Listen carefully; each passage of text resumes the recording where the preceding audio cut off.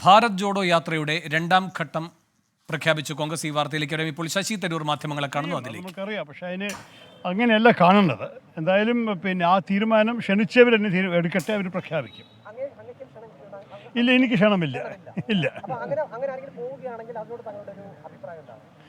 അല്ല, നോക്കൂ, അഭിപ്രായം പറയാൻ ആവശ്യമില്ല ഈ കാര്യത്തിൽ. നമ്മൾക്ക് അതിൻ്റെ അർത്ഥം ജനങ്ങൾ എങ്ങനെ മനസ്സിലാക്കും, അതാണ് ചോദ്യം. ചിലവർ പറയുന്നു അവർ ചില മതവിശ്വാസമില്ല വ്യക്തികൾ പറയുന്നു അവർ പോകുന്നില്ല, അത് രാഷ്ട്രീയമാണ്. അപ്പോൾ അങ്ങനെയും കാണാം. അപ്പോൾ പോയാൽ അതൊരു രാഷ്ട്രീയ സന്ദേശമായി ചിലർ കാണുമായിരിക്കും. പോയിട്ടില്ലെങ്കിൽ അത് വേറെ രീതിയിലൊരു രാഷ്ട്രീയ സന്ദേശമായി ജനങ്ങൾ എടുക്കുകയും ചെയ്യും. അപ്പോൾ അവസാനത്തിൽ വ്യക്തികൾ തന്നെ തീരുമാനിക്കട്ടെ. ഞാൻ ഒരു ഒരു ഒരു സാധാരണ ഹിന്ദു ഭക്തനായിട്ട് അഥവാ പോവുകയാണെങ്കിലും തിരഞ്ഞെടുപ്പിന് മുമ്പ് പോകാൻ എനിക്ക് ആഗ്രഹമില്ല. കാരണം അതിനെയൊക്കെ ചിലവർ അവർ സ്വന്തം വഴിയിൽ ദുരുപയോഗം ചെയ്യാൻ ശ്രമിക്കും. അതുകൊണ്ട് എല്ലാം കഴിയട്ടെ. തിരഞ്ഞെടുപ്പ് രാഷ്ട്രീയ കാലമില്ലാത്ത സമയത്ത് നമുക്ക് പോയി ഒരു ക്ഷേത്രത്തിൽ പ്രാർത്ഥിക്കാൻ എന്താ ബുദ്ധിമുട്ട്?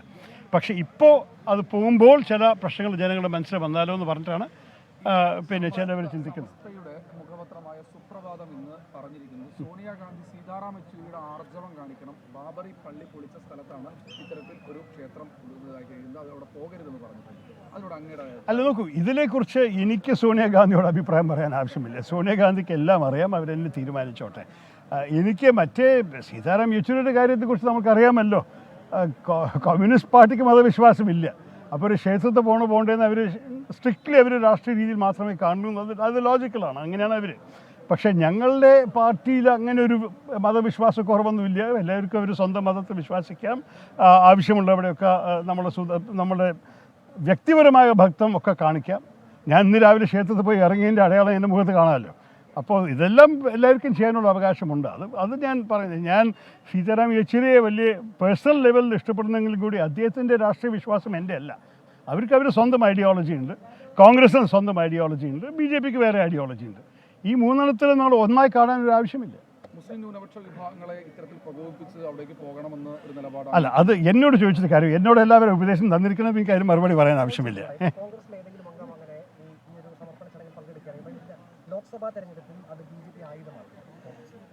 നോക്കൂ, ഇതൊക്കെ നമ്മൾക്കറിയണം. BJP ഇതിൻ്റെ ടൈമിംഗ് കൂടി അവർ പ്രചരണത്തിൽ ഉപയോഗിക്കാൻ തന്നെ വേണമാണ് ചെയ്തിരിക്കുന്നത്. നിങ്ങൾക്ക് ഇതെല്ലാം അറിയുന്ന കാര്യമാണ്. ഇത് പുതിയ വാർത്തയല്ല. നിങ്ങളിതിനൊക്കെ വാർത്ത ഉണ്ടാക്കുന്നത് തന്നെ BJP ഒരു സഹായമാണ്. അവരൊരു ഇതിൻ്റെ വിലയിരുത്തൽ സുപ്രീം കോടതി ജഡ്ജ്മെൻറ്റ് കഴിഞ്ഞ ശേഷം അവരെടുത്തു. അത് കഴിഞ്ഞ് നല്ലോണം പ്രചരണം നടത്തും. കെട്ടുമ്പോൾ അവർ പ്രചരണം നടത്തും. ഭൂമി പൂജ ചെയ്തപ്പോൾ പ്രചരണം നടത്തി. ഇനി അവസാനത്തിൽ ഇതിൻ്റെ ഒരു ഉദ്ഘാടനത്തിനും ഒരു പ്രചരണം നടത്തും. ഇതാണ് അവരുടെ കളി, രാഷ്ട്രീയ കളി. അങ്ങനെയാണ്.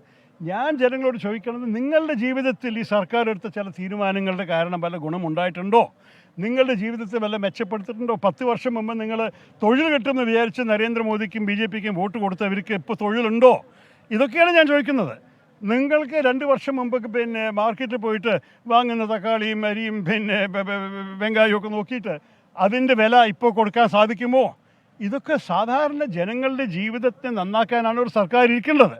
ക്ഷേത്രം കെട്ടാനല്ല. അതൊരു സർക്കാരിൻ്റെ ജോലിയാണെന്നേ നമുക്ക് ചോദിക്കാൻ സാധിക്കും. അപ്പം ഞാൻ പറയണത്, എനിക്ക് ക്ഷേത്രം വലിയ പ്രാധാന്യമാണ് എൻ്റെ ഒരു വ്യക്തിയായിട്ട്, ഒരു ഹിന്ദുവായിട്ട്. പക്ഷേ അതും എൻ്റെ രാഷ്ട്രീയ ജീവിതത്തിൽ ഒരു ബന്ധം ഞാൻ കാണുന്നില്ല. ഇതിനെ രാഷ്ട്രീയ ഉപയോഗം ചെയ്യുന്നത് ഇത് BJPയുടെ മനഃപൂർവ്വമായ ഒരു സ്ട്രാറ്റജിയാണ്. അത് നിങ്ങൾ മാധ്യമക്കാരൊക്കെ അവരുടെ കളിയിൽ തന്നെ വീണിരിക്കുകയാണ്. നിങ്ങൾ ഓരോരോ ചോദ്യങ്ങൾ ചോദിച്ചതിന് വലിയ കഥയാക്കി അവർ പ്രചരണത്തെ സഹായിക്കുന്നതേ ഉള്ളൂ. എൻ്റെ അഭിപ്രായത്തിൽ നമ്മളെല്ലാവർക്കും പ്രാർത്ഥിക്കാൻ അവകാശമുണ്ട്. എല്ലാവർക്കും നമ്മുടെ സ്വന്തം രീതിയിൽ നമ്മളുടെ ഒരു വ്യക്തിയായിട്ടൊരു തോന്നുന്ന ഭക്തി, ഒരു ദൈവവിശ്വാസം, അത് നമ്മളുടെ ഒരു പേഴ്സണൽ കാര്യമാണ്.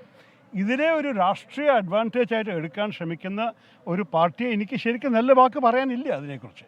പക്ഷെ അവർ അതിനെ ചെയ്തിരിക്കുന്നത് കുറച്ച് വർഷങ്ങളായിട്ട്. അതിനെ ഒന്നും ചെയ്യാൻ പോകുന്നത് ജാനുവരി 22 അത് കഴിഞ്ഞിട്ടും ചെയ്യാൻ പോകുന്നത്.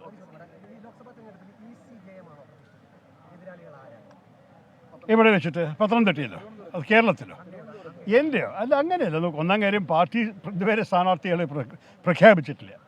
ഞാൻ അഥവാ എന്നെ പ്രഖ്യാപിച്ചിട്ട് ഞാൻ മത്സരിക്കുകയാണെങ്കിൽ ഞാൻ എൻ്റെ റെക്കോർഡും എൻ്റെ 15 വർഷത്തിൻ്റെ പ്രവർത്തനവും ജനങ്ങൾക്ക് എൻ്റെ ഒപ്പം ഉണ്ടായിരുന്ന സേവനവും കണ്ടിട്ട് അവർ വോട്ട് ചെയ്യും. എനിക്ക് അതിനെക്കുറിച്ച് ചൂണ്ടിക്കാണിക്കാൻ പല കാര്യങ്ങളുണ്ട്. അതുകൊണ്ട് എനിക്ക് വലിയ ഒരു ഭയമൊന്നുമില്ല. പക്ഷേ അവസാനത്തിൽ ജനങ്ങളാണ് തീരുമാനിക്കേണ്ടത്. ഇത് ഞങ്ങളുടെ ഒരു വ്യക്തിയുടെ ആത്മവിശ്വാസം നല്ലതൊക്കെ ആയിരിക്കും. പക്ഷേ അവസാനത്തിൽ ജനങ്ങൾ പലവർക്കും സർപ്രൈസ് കൊടുത്തിട്ടുണ്ട് രാഷ്ട്രീയത്തിൽ. അതിനെ ഒരിക്കലും എളുപ്പമായിട്ട് എടുക്കുന്നില്ല.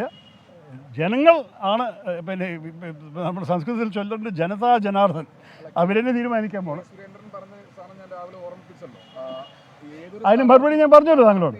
മത്സരിച്ചാൽ ശശിധരനെ തോൽപ്പിക്കാനാണ്, അങ്ങനെ ലോക്കൽ നേതാവ് മത്സരിച്ചാൽ ജയിക്കുമെന്നാണ് പറയുന്നത്. അപ്പോൾ അതിന് തെളിവ് കാണിക്കട്ടെ. നമ്മൾ അവിടെ തെളിവ് കാണാമല്ലോ. അവരെത്ര പ്രാവശ്യം മത്സരിച്ചിരിക്കുന്നത്, ആരൊക്കെയാണ് കൊണ്ടുവന്നിരിക്കുന്നത്. ശശി തരൂർ മാധ്യമങ്ങളെ കാണുകയായിരുന്നു. രാമക്ഷേത്ര ഉദ്ഘാടന വിവാദത്തിലടക്കമാണ് അദ്ദേഹം പ്രതികരിച്ചത്. 24 അഞ്ചിന്റെ വജ്രത്തിളക്കം.